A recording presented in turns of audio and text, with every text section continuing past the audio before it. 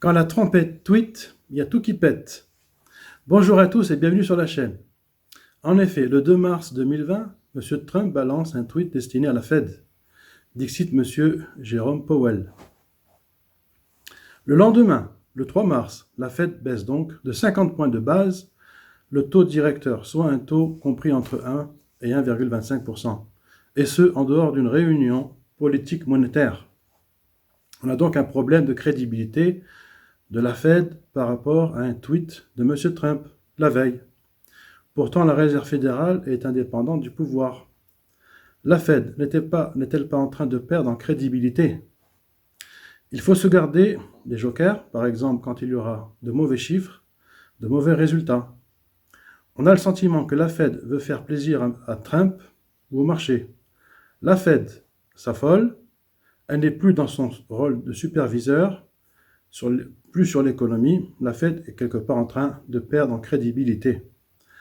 La bulle boursière a commencé à se dégonfler. Les bourses, sur la semaine du 2 au 6 mars 2020, dégringolent. La chute des bourses risque de durer.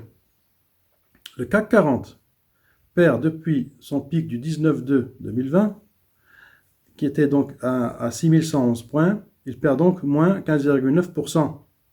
Et si cela continue, il pourrait passer en dessous des 5000 points pour tomber autour des 4600 points. Cette baisse des bourses, entre autres, en cause toujours les répercussions de l'épidémie du Covid-19 en Chine et dans le monde, et du ralentissement économique de la Chine, première entreprise du monde qui était depuis plusieurs années responsable de 19 à 30% de la croissance mondiale. À l'heure actuelle, seulement 45% des entreprises ont repris leur activité et au ralenti, 55% restaient encore à l'arrêt. L'indice PMI de la Chine est de 40 pour l'industrie et 26 pour les services. Pour rappel, des chiffres en dessous de la valeur de 50, c'est une décroissance, une rupture d'activité. Pas bon, et c'est du jamais vu dans les statistiques chinoises. On peut donc s'attendre à des ruptures de la chaîne d'approvisionnement. La bourse doit valoriser les résultats des entreprises. S'il y a moins de croissance, voire une récession, les résultats des entreprises sont moins bons, donc les marchés vont continuer à se dégringoler. Il pourrait y avoir des respirations en lien à l'action des banques centrales, mais la tendance sera baissière en général. La politique monétaire accommodante, le QE, aux États-Unis, en Europe, au Japon, c'est quelque part une trappe à liquidité. On rappelle 4 000 milliards de dollars pour les États-Unis, de planches à billets, 3 000 milliards d'euros pour la communauté européenne et un QE de 20 milliards d'euros par mois. Quant au Japon, c'est beaucoup plus, c'est abyssal. Avant le Covid-19, la baisse du PIB avait déjà commencé au 4e trimestre au Japon. En France aussi, à la fin du 4e trimestre. Or, la liquidité est abondante. La trappe à liquidité ne fait pas réagir l'économie positivement. C'est en quelque sorte juste pour alimenter la bulle boursière. Mais là, la bulle se dégonfle. La croissance mondiale en l'état actuel en 2020 pourrait tourner autour de 2%, voire moins, versus 2,4% en 2019, un plus bas depuis 2009. Certains annoncent beaucoup moins. Et c'est en espérant que le Covid-19 ne mute pas et que cela devienne plus grave. On va avoir une récession mondiale. Les entreprises vont donc souffrir dans cette crise. Ce qui est attendu des autorités monétaires politiques, quand tout va bien, il faut avoir des jokers à utiliser quand ça va mal. Par exemple, si la Fed grille tous ces jokers, que fera-t-elle plus tard quand ce sera pire? A contrario, la BCE a brûlé tous ces jokers avec des taux de refinancement proches de 0%. On parle de les baisser à moins 0,10, moins 0,20%. À quoi cela va-t-il servir? Et après la crise, il faudra bien rembourser les dettes. Et comment faire avec des taux qui pourraient repartir à la hausse? Ceci fera très mal. Il faut toujours développer des stratégies anti-crise dans les entreprises pour leur permettre de réagir efficacement lors d'une crise. Les entreprises ayant une bonne stratégie offensive vont résister. Elles seront plus résilientes face à d'autres plus faibles. Les économies obéissent à des cycles. Une crise tous les 10-12 ans, mais on ne peut pas se cacher la face en disant que tout ira bien.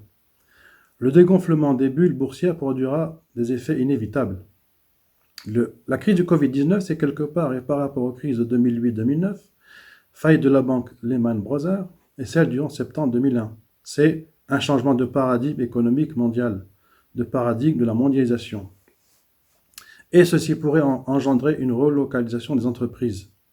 Mais cela va prendre du temps et générer de l'inflation. La question qui nous vient à l'esprit, aura-t-on les moyens humains pour former par exemple dans l'industrie du personnel qualifié? En France, on a d'ailleurs un peu oublié l'industrie. La Chine, pays émergent, qui sera parmi ces pays les plus perdants. La richesse de la Chine, pour rappel, hors inflation, a augmenté de plus de 3200% depuis 1980. Les arbres ne montent pas au ciel. Dans les bourses, on investissait dans n'importe quoi et souvent des économistes disaient « Allez, faut y aller, faut y aller ». On fonce dans le brouillard et ça flambait avec le cash abondant. C'était surfer, presque trop facile. Maintenant, il faut retrouver du bon sens.